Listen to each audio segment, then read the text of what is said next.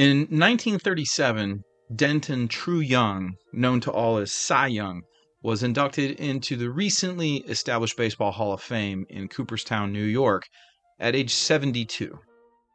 The accomplishments that punched his ticket to immortality are legendary.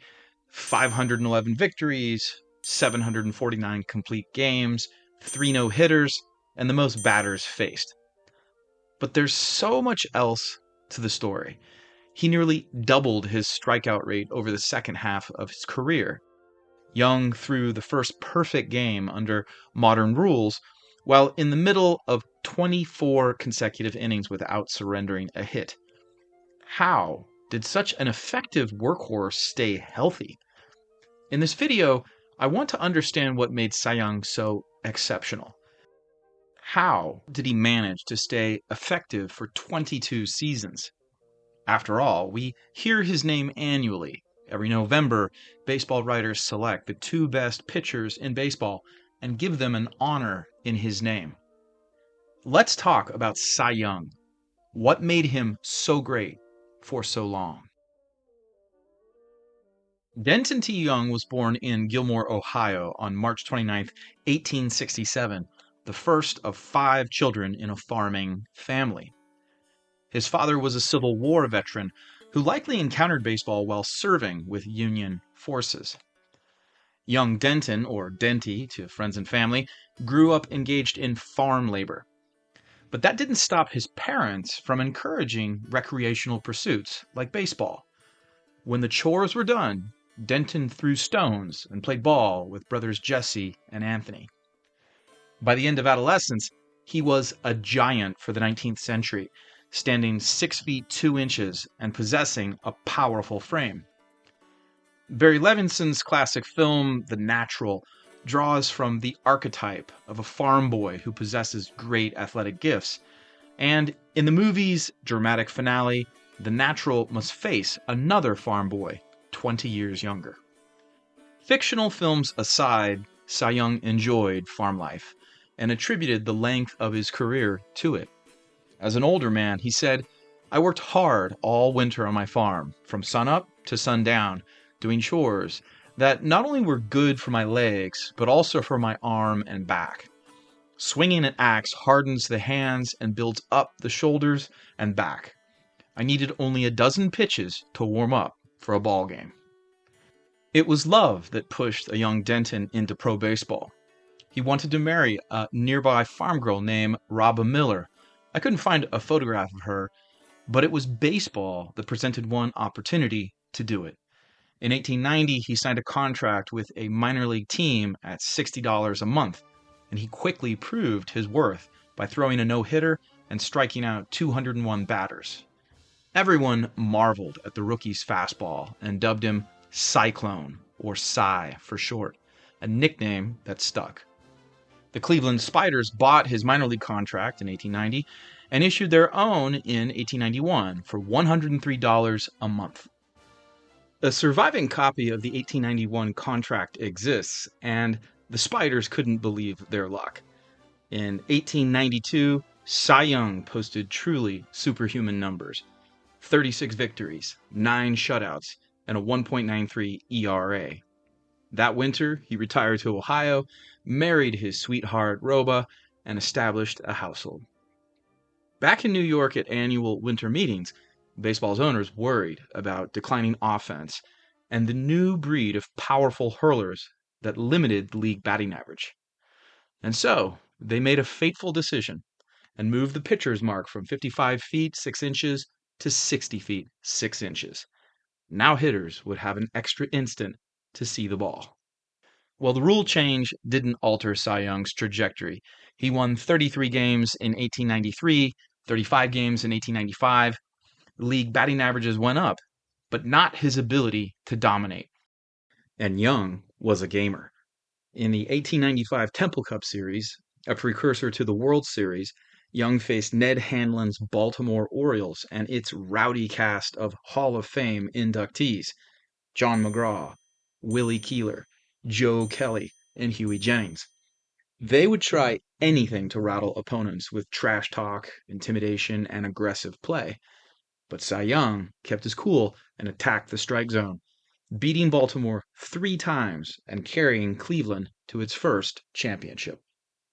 In 1901, the 34-year-old Cy Young signed with the newly established Boston Americans, or Red Sox, of the American League, where Young wasted no time endearing himself to fans with the pitching Triple Crown, 2 World Series victories and the franchise's first championship, a perfect game, the second ever in Major League history, and 24 consecutive innings without surrendering a hit, a record that still stands. I should mention something else. Cy Young was 37 in 1904. He was like Nolan Ryan or Randy Johnson in their capacity for dominance as older men, but not necessarily because Young had an overpowering fastball. He relied on breaking balls, pitch location, and 3 different arm deliveries to fool batters. After retiring, Young said, "If a right-hander crowded my plate, I sidearmed him with a curve, and then when he stepped back, I'd throw an overhand fastball low and outside. I was fortunate in having good speed from overhand, 3/4, or sidearm. I had a variety of curves, and I used whatever delivery seemed best." Brains over brawn. Cy Young's statistics tell a very interesting story. First, he issued the fewest walks of any Major League pitcher, 14 times. Second, his strikeout totals increased with time, going from about 2.5 strikeouts per 9 innings to about 5 strikeouts per 9 in his late 30s. He struck out more men as he aged.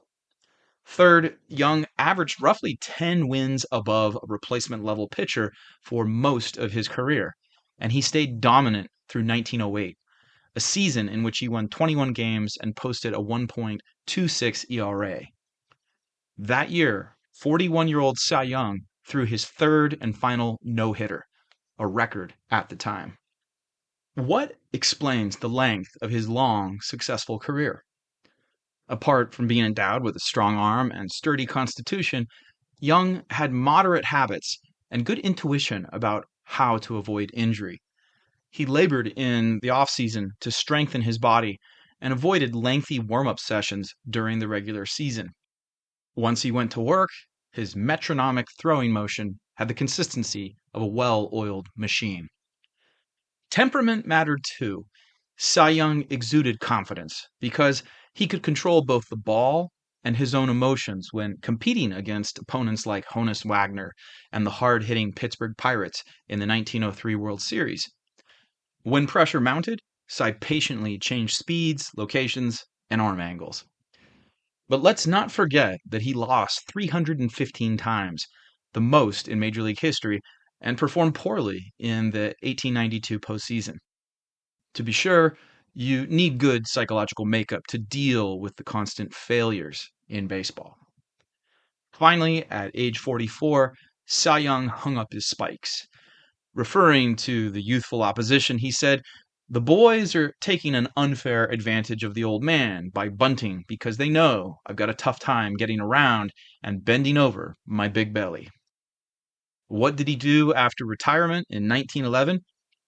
You guessed it. Cy returned to his wife and farm in rural Ohio. Looking back on such a long career, it's fascinating to think about the distinct eras Cy Young inhabited. When he started out, some players refused to wear leather gloves, and pitchers delivered the ball from 55 feet 6 inches. On the road, ball players endured horrendous conditions: sooty trains, noisy rooming houses, and bed bugs. From the rowdy Cleveland Spiders and their aggressive version of 1890s baseball, Cy Young moved to Boston and played in the first modern World Series between the American and National Leagues. Film footage from his induction into the Baseball Hall of Fame reveals the same modesty and steadiness that marked his playing days. Glad to be here today in honor of this statuary, this Hall of Fame. Glad that I was able to go through 22 odd years and do what I did. He lived a long life for a 19th century man, dying in 1955 at the ripe old age of 88. and coming to rest in a small country graveyard just east of the Methodist church he attended. The same year, Commissioner of Baseball Ford Frick established an award to honor him, which is why we hear the name so often today. What strikes me about the historical Cy Young are not his 511 lifetime victories. It's details like how he made use of different arm angles to throw off hitters' timing, and that he kept learning new pitches despite his advancing age. And then you have his unflappable personality. He was a master at controlling his emotions in a game that rewards such self-discipline. So what do you think? In the comments, let me know if you think someone else from the 19th or early 20th century should be the name of an accolade that honors the best pitcher in baseball. If you ask me, it's the Ohio farm boy, Cy Young.